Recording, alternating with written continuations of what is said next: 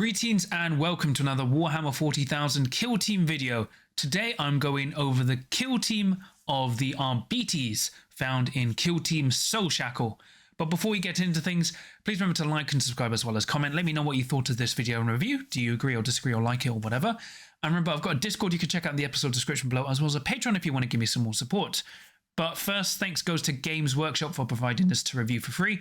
As always, I aim to be honest, impartial, and constructively critical. So let's get on with this review. So yeah, I am reviewing the Arbites. The kill teams that aren't called Arbites. It's Arbites, like Arbites. Bisto. But yeah, so reviewing over the not Judge Dredd's judges. So as I say, if you've watched the Drukhari Hand of the Archon kill team video, this might be a bit weird, so we'll see. We'll see, guys. So without further ado, I will get into the review of this kill team. And remember, it's found in the Soulshackle box.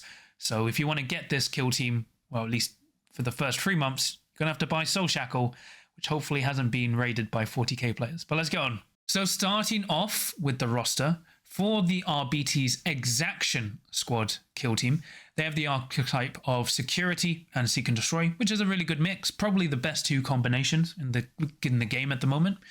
For Operatives, you've got a leader, which is the Arbites Proctor Exactant.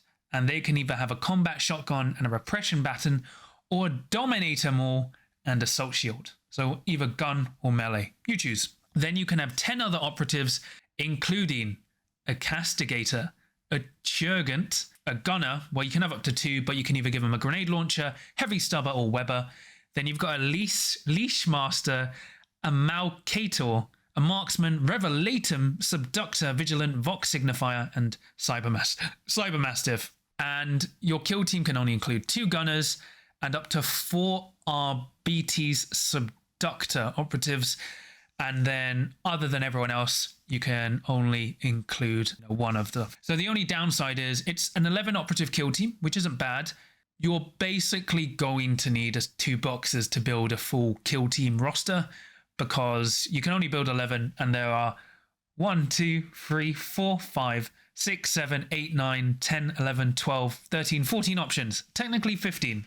So unfortunately, you're going to need 2 squads, so 2 boxes. But it's not so bad. We'll go on further, but that's the roster as a whole. So for the faction Tac Ops, they're quite interesting. So for faction Tac Op 1, you have Seize or Incapacitate. So you reveal this Tac Op in the target reveal step of the first turning point. Select 1 enemy operative to be the criminal. If that operative is incapacitated, before it's removed, you place 1 of your criminal tokens underneath their base, as close to possible to the center of that base. Friendly operatives, excluding your dog, can perform the pickup action on it, and while they are carrying it, you subtract white from their movement. If that enemy operative is incapacitated, you get a victory point, and if you are controlling it at the end of the battle, you get another one. So this isn't too bad. It's okay, like, not bad. Better against elite teams that you know you're going to reach, but a bit dicey.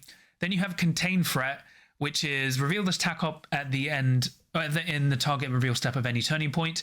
At the end of any turning point, if every enemy operative in the kill zone is within red of your opponent's drop zone, and or within white of one of your operatives, you score 1 victory point. And then if you achieve this condition in any other turning point, you get another victory point. So this is crazy good, because you can reveal it turning point 1, right?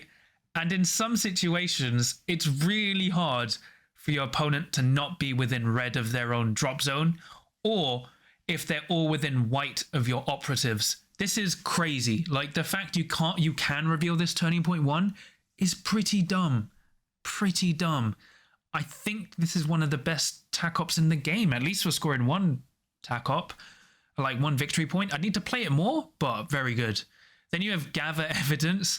Reveal this the first time a friendly operative performs the Gather Evidence action below. At the end of the battle, if 1 or more friendly operatives have performed the Gather Evidence action and not been incapacitated, you get a victory point. If 2 operatives have done it without being killed, you get another victory point. So only your Mallocator, your Revelatum, and Mastiff can perform the following mission action, which is Gather Evidence. You can perform this while control an objective marker that has not been examined by your kill team. If it does, until the end of the battle, that objective marker has been examined by your kill team, and you cannot perform this action while within engagement range. So it's great on missions with objectives that have two really close into your drop zone. The only problem is, no, this is probably really easy to max. The issue is you're capped to 3 operatives to score it, but you basically go, oh, these 2 operatives, they're going to gather on these 2 different points and then run back.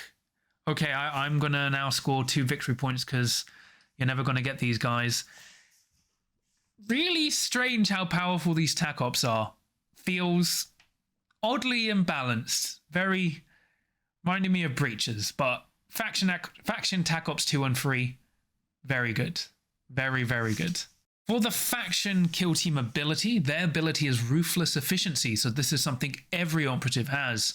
Each time a friendly operative with this ability makes a shooting attack with a weapon that doesn't have the blast special rule or grenade in its name, in the select valid target step of that shooting attack, enemy operatives within red of it can have other friendly operatives in engagement range but still be a valid target, but they still must be a valid target by other means in terms of you still have to be visible, but and they have to be engaged. So if they're concealed but in combat behind light cover or cover and you're not within white, you can't shoot them.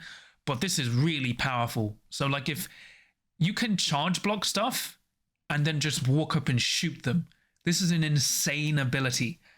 It's very, very powerful. You can charge into shooty kill teams, even Pathfinders, right? You run into 2 Pathfinders and you kill 1, or even if you run into 3 and you kill 1, right? You can now effectively, unless they purposely fall back, you can walk up and just tag those guys. Very, very good. For the strategic ploys, so first you have Guilt reveals itself. So until the end of the turning point, each time a friendly operative makes a shooting attack, enemy operatives must be 2 white, well, more than 2 white instead of white away for it to be in cover. So what that means is instead of you walking up to someone and being within white to go, you're not in cover, you walk up within 4 inches and go, you're not in cover, which is crazy because it gets around super conceal because you're not changing their order. You're just changing how you treat them in terms of cover. This crazy, crazy stratagem. Way too good considering the guns they have. Then you have Inviolate Jurisdiction. Until the end of the turning point, each time a shooting attack is made against a friendly operative that is within white of an objective marker or enemy operative, you can reroll 1 of your defense dice. So it's a nice way to get free rerolls on your saves. Then you've got Dispense Justice. Each time a friendly operative fights in combat in an activation, including an enemy activation in which it has not moved more than its movement characteristic in the roll attack dice step, you can reroll 1 of your attack dice. So as long as you basically charge 6 inches, or if you're injured 4 inches, you get rerolls, even when you're attacked. Kinda insane, but at least it's only in close combat. And then you've got Terminal Decree. Till the end of the turning point, each time a friendly operative makes a shooting attack against an operative within 2 white of it, in the roll attack dice step, you can reroll 1 of your attack dice. So, you play Guilt reveals itself and Terminal Decree. So not only are you ignoring their cover in terms of if they're trying to conceal, they're not getting a cover save, and now you're getting a reroll on your dice. This is insane. From turning point 2, you're basically playing them both. You could even play Guilt reveals itself on turning point 1 to get cheeky shots. Feels way too good, but we'll see. But overall, really powerful selection of strategic ploys. Then for tactical ploys, you have Long Arm of the Emperor's Law for 1 command point, which is probably the most trolliest thing in the game. So you this in the tactical ploy in the scouting step, when your opponent reveals their selection. They cannot resolve that selection, but they still decide initiative. This has no effect on ploys that let your opponent do additional scouting options, if they get to place an additional barricade or additional dashes. This ploy is dumb. I think you always spend this, if someone's gone full conceal and they pick recon, you just go 1 TP, now everyone's concealed turning point 1 so I can move up for free. Or oh, you're gonna get a free dash up there? Nope, not today. This should have been 2 CP, or you have to use it before your opponent declares their scouting option. But even if you had to use it before your opponent declares their scouting option, you'd probably still play it.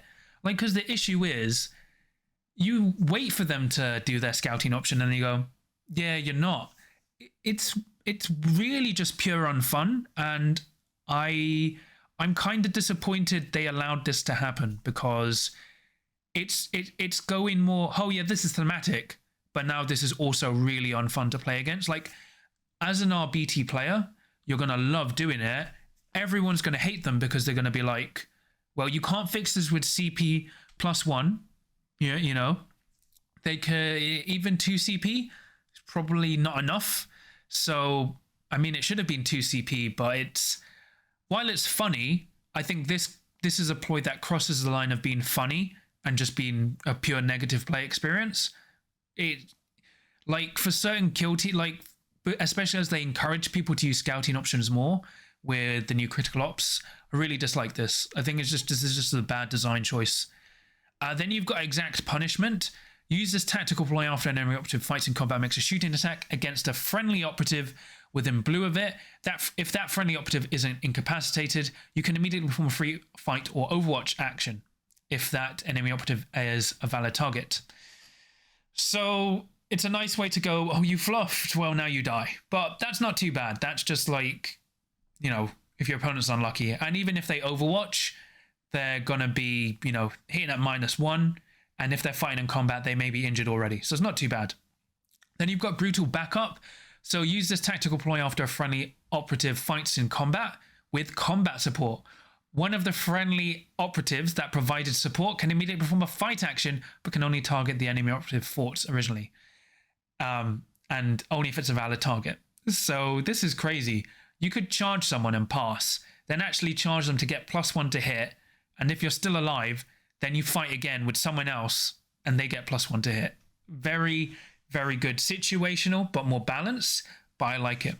Then you have execution order. Use this ploy when a friendly Proctor Exaction operative is activated. Select one enemy operative in its line of sight. Till the end of the battle, each time a friendly operative fights in combat or makes a shooting attack against the operative, in the roll attack dice step, you can re-roll any or all of your attack dice. You can only use this tactical ploy once. Did the people who test the RBTs not care about balance? This stratagem is not balanced. Like, I know you guys really like the thematic stuff of using the Exacta RBT squad, but this isn't balanced at all. You just go, oh yeah, I can see you. I can see your sword. I can see your knee. Now we get relentless for you against the rest of the game. And it may not seem so crazy at first that it's only against one operative, but it's if it's a key operative your opponent relies on, there's no way you can hide this. You can just tag someone turning point 1 and go, yeah, you know, if you ever try to commit with your key melee operative or gunner, yeah, all my kill team is going to get full rerolls.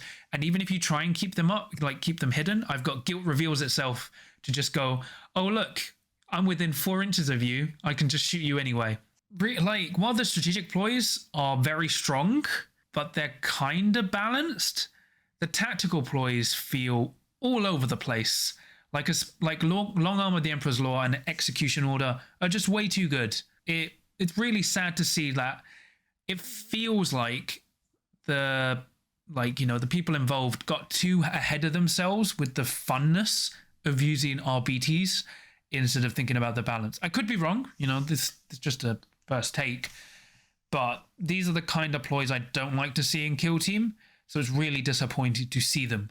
Like, as I said, Long Arm of the Arm of the Emperor's Law is just entirely unfun to play against. There's no downside to it. It's so cheap. It just shuts down stuff in the scouting phase, making it an uninteractive element of an interactive game. And then Execution Order is just too easy to do. There's no range restriction. Just pick someone you can see with your Proctor Exactant. You can only use it once per game, but your entire kill team gets relentless against them. You know, it is what it is. For the roster, well, the operatives themselves, generally, everyone they have a human profile. By that, I mean they have 3 white for their movement, 2 APL, GA1, 3 defense. They have a 4-up save and 7 wounds. So I thought they were all going to be 8 wounds because they were on 32 mil bases. But nope, they're on 32 mil bases with 7 wounds, which is, you know, fine.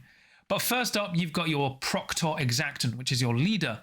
So they can either have the combat shotgun and a repression baton. So a repression baton is 3 dice hitting on 4s, 2-2.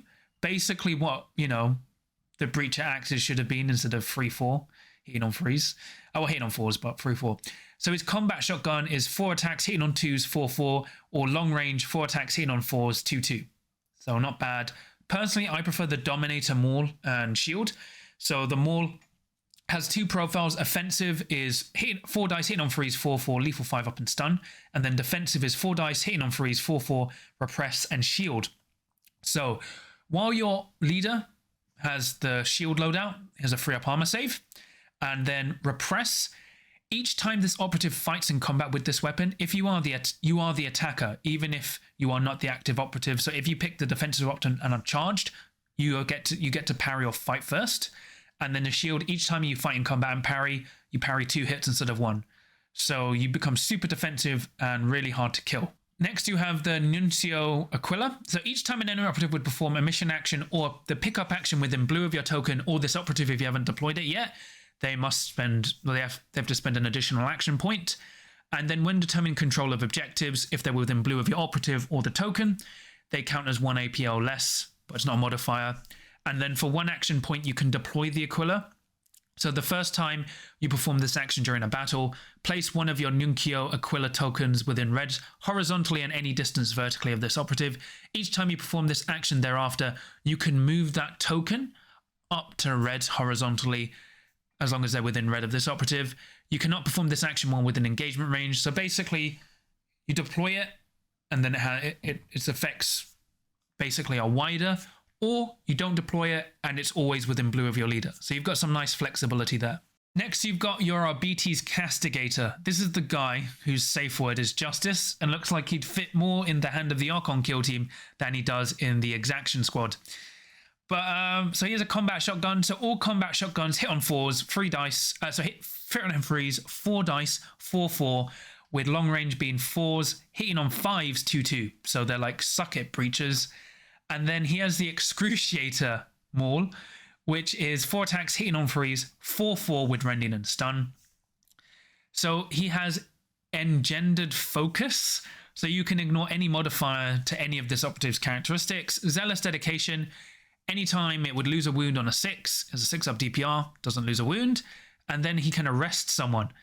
So, for 1 action point, perform a free fight action with this operative against a valid operative with a wounds characteristic of 10 or less. At the end of that combat, if neither operative has been incapacitated, the target is arrested until the end of the battle, while a friendly operative is within engagement range of no more than 1 arrested enemy operative and no other enemy operatives. That enemy operative cannot perform any actions other than pass, and you cannot. Operatives that can perform this action cannot themselves be arrested. So you can't arrest the arrestor. So who polices the police?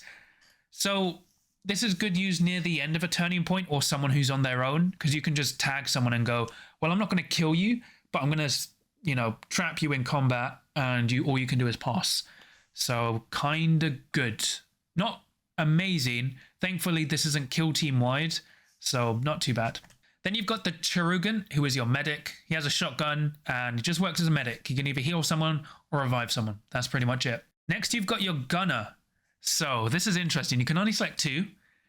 You can select a grenade launcher, which hits on 4s with 4 dice, 4-6 AP1, no frag grenade option.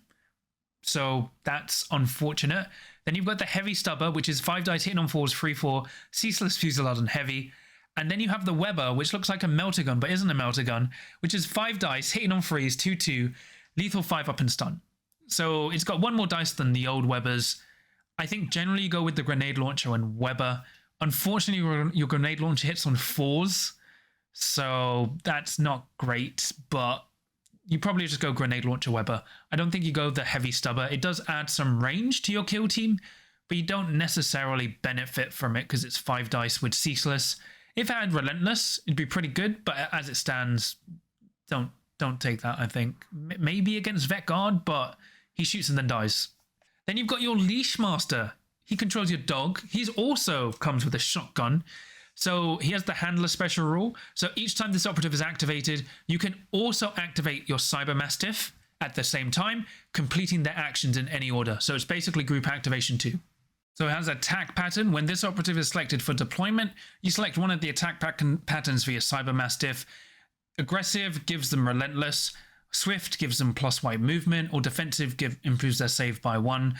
And then you can command for 0 action points, change an order for your Cyber Mastiff within red. It's okay. Then you have the Cyber Mastiff, who despite being buffed up, like, you know, bigged up, isn't that great? It's, you know, 3 white movement with the 4-up save and 7 wounds. That's pretty much it. The mechanical bite is 4 dice hitting on 4s, 3/5, doesn't even have rending. And then Beast, other than the gather evidence mission action, this operative can't perform mission action and can't be given equipment. It can't even do pickup. And then it's got Apprehend. Select 1 enemy operative when this operative's engagement range. That operative suffers D3 mortal wounds, and it's no longer this operative. And until it's no longer in this operative's engagement range, it's apprehended. Each time an apprehended would fall back, your opponent rolls a d6, adding 1 to a result. For each wound that is remaining, that's greater than this operative's remaining wounds. If the result is less than this operative's remaining wounds, that operative cannot perform the action, and its actions are refunded. So it kind of pins people in place. I honestly don't see the point of taking the Cyber Mastiff. It feels literally like the worst dog in the game, despite looking the most fearsome. It's quite depressing. Then you've got the Malacator. So this is the guy with the Auspex and the Sam Fisher head. So it has a combat shotgun and repression pattern. Acute focus. Once per turning point, you can do a mission action or the pickup action for 1 action point less for minimum of 0. And then it's got the Veriscant. For 1 action point, select 1 enemy operative in this operative's line of sight. Until the end of the turning point, each time a friendly operative fights or makes a shooting attack against them, in the roll attack dice step, you can retain 1 of your successful normal hits as a crit instead. You cannot perform this while in engagement range. So you literally just pick someone and retain a crit, which isn't great on the shotguns, but is really good on your melee and weapon specialists. So kind of crazy. Then you've got your Marksman, who has an Executioner shotgun, which is somehow a sniper rifle. So this is a shotgun that snipes. This is like an old COD sniper shotgun. So 4 attacks hitting on 3s, 4/1 damage, heavy silent, and mortal wounds free. And has a repression pattern. So take aim until the end of the action point, or until the end of the activation. If you spend an action point, you gain the balance to no cover rules, and you can't perform this while in blue of enemy operatives.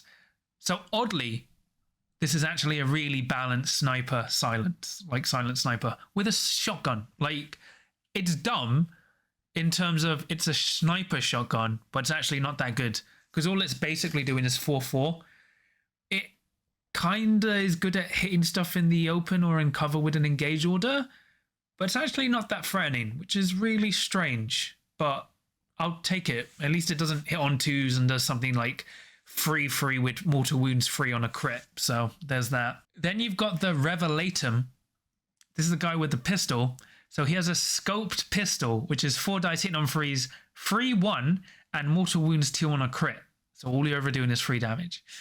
So first in the field, at the end of the initiative phase, in the first turning point, if this operative is wholly within your drop zone, it can perform a free normal move action as if it can fly. So you can just use him to capture objectives really quickly.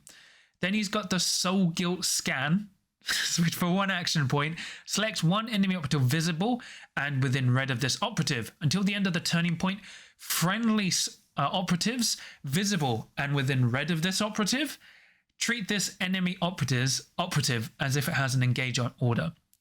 It's weird. So you basically pick someone who is within red, and then the next time friendly operatives are visible and within blue of this operative, treat the enemy operative as it has an engage order. So it's a way around conceal, but the enemy operative doesn't have to be within red, basically. So he can tag someone, you can run away, and as long as they're within blue of the Revelatum, they go, yeah, you don't have a conceal order. Interesting. You oddly don't use him for his pistol. He just runs around securing your objectives and marking stuff, which is funny. They kind of knew the pistol wasn't that great and made him much better, so it's fine. Then you've got the Subductor. So this is the alternate build because in 40k you can either give them shotguns or shields. So the Shock More 1 shield works exactly the same as for your leader. And I actually don't think you take these. Maybe generally if you think you need close combat, like maybe against Harlequins, and stuff like that, but I think the shotguns would do you much better. So yeah. Then you've got the Vigilant. So this is your other general warrior, and they all have shotguns and repression batons. So, you know, 7 wounds, hitting on freeze, 4/4. So they're okay. Then you've got the Vox Signifier. This is the guy with the comms head. So here's your comms. He has a shotgun as well. And he has the Precinct Vox Relay. So for 1 action point, select a friendly operative that is visible, excluding the dog. Give them +1 APL, and you cannot perform this while within engagement range. So instead of having a range limitation of red, you just go see someone across the battlefield, give them +1 APL, which actually makes them different and really powerful at the same time. So you always take your comms, and as long as you can see someone, you see their ass, you're like, I see that ass, it's getting +1 APL, you know. That's the exact line you should use. Then for the equipment, it's kind of weird. They have the standard Imperial thing of frag grenades and crack grenades.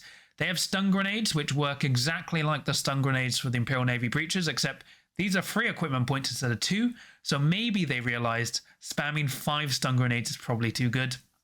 Then you can give everyone a shot pistol for some reason, you know. If you want to give them a pistol for 1 equipment point, go ahead. Maybe your melee guys, because it's 4 dice hitting on 4s, 3/3, but you generally don't range red. Then you've got reinforced mirror visor, so you're immune to stun, and you cannot be affected by your APL can't be modifiers. Like, it's literally just wearing sunglasses. Then you've got manacles, which for 2 action points would let you arrest people. So it's like the arrest for you know, the black leather guy, but it only works on operatives with a wounds character to go 7 or less, and you can't arrest people who can perform this action. So potentially you can give 5 other guys the ability to arrest, but you know. Then you've got strobing phosphor lumen, so glow sticks. So you know, the Exaction Arbites go to the rave. So each time an enemy operative is visible and within red of this operative and fights in combat or makes a shooting attack, while within white of this operative, in the roll attack dice step of the shooting or combat, they cannot reroll their attack dice. So for 1 action, for 1 equipment point, you can shut down rerolls effectively, which is oddly really powerful. I mean, you're definitely taking frag and cracks, and then like maybe a stun, but taking the glow sticks, it's really good, especially when you partner it with rave music and just have some techno dance move on your opponent as you oomph, oomph, oomph to victory. And then obviously you get all your narrative rules that you do with the standard kill team, which is, you know, fine. So overall, for this kill team, it's really strange, right? Really strange. I think they tried to balance the fact that everyone has shotguns, and to make them different to breaches, they just made their shotguns better. So I'll quickly go into pros and cons first. So pros, you know, there are BTs. The Exaction Squad look great. They look much better than they did before. It's a nice refresh to this faction, and the models are really nice to paint. The rules are thematic and exceedingly powerful. Very good. They have a good selection of Tac Ops, crazy good faction Tac Ops, and some neat operative selection. For the cons, they do suffer at long range. Like, they struggle at long range. And the cons are you definitely need 2 boxes if you want a proper competitive roster. The other downside is they have a lot of rules that cross the line of being thematic and then just broken. Like, they focused on them being cops instead of them being cops and balanced. And it's not like everywhere. It's just, as I said, you know, like a lot of the tactical ploys are just not fun to play against. And some of their abilities are just way too good because they got too carried away with just going, oh, they're space cops. But yeah, those are the main cons. Like, I think a lot of people will be very unhappy to play against them when they do some of their tricks because there's nothing you can do. It's just like, I can see you, or no, you're not doing that scouting option. So yeah, but you know, for a more in-depth explanation, I think this kill team is very powerful. I think the Hand of the Archon have a slight edge, but this kill team is still really good. Like the turn, like Turning Point 2, when they just walk up and they pop like, oh, I'm within 2 white of you, I'm getting rerolls and you're not in cover. It's crazy. They will just blow stuff apart because they've got 4 dice hitting on 3s with a reroll 4/4. It's just going to shred stuff.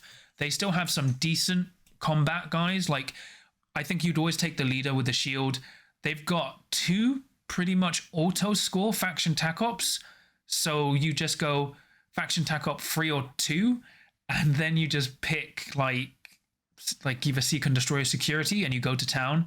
Very reliable at scoring, and I think they do the mid-range game better than Breaches. Because whereas Breaches do get all these auto hits, they're not pumping out 4/4 damage. And, you know, the gunners are a lot weaker, but you have so many guys just pumping out 4/4s, and even your guys hitting on 4s have ways to get auto hits and crits. So it's not the worst thing ever. They're very strong. I think the worst thing is, like, for the first 3 months, like with Breach's availability, if this box sells out, it's just going to be hard to get them.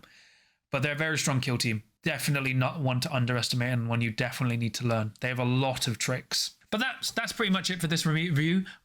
Please remember to like and subscribe as well as comment. Let me know what you thought of this review. Do you agree, disagree? Do you like the Arbites or do you hate them? And remember, I've got an affiliate link you can check out in the episode description below to Element Games, which will net you a 15 to 25% discount while at no additional cost to yourself and helping to support my channel and me. And remember, I've got a Discord you can check out in the episode description below for free, as well as a Patreon if you want to give me more support, and I'll quickly thank my patrons. So for my adepts of the crit, I have Samaru, Screech, Sam, Robin, Ninja Lee 83, Nick, Kenzie, John Thomas, Eric, Captain Murder, Daniel, Average Joe 27, Av, Arthur, and then for my veterans of the crit, I have Sam. Just so thank you so much for all your support. Really helps support the channel so much and myself. That's it for my 2 Warband reviews. Kill Team reviews. Once again, if you're watching this live on Saturday, I'm down at Warhammer World playing Kill Team. Send me energy and stuff like that. Should be fun. I would say overall, I like this Kill Team. I dislike some of the design decisions because, as I said, they've gone too far in going, wow, this is really fun as a thematic rule, forgetting that it's not really that fun to play against or balanced. But they're still decent. And for me, their power kind of makes more sense than the Breach's power does. Although I don't think they're as strong as Breach's. I still think they're good, but not on that level. And it's nice to have another level operative kill team. I can definitely see them being problematic, so it'll be interesting to see how they develop as a kill team. So until next time, no matter how much criminal scum you play against, remember, as always, as long as you always believe in justice and roll crits, you can always win.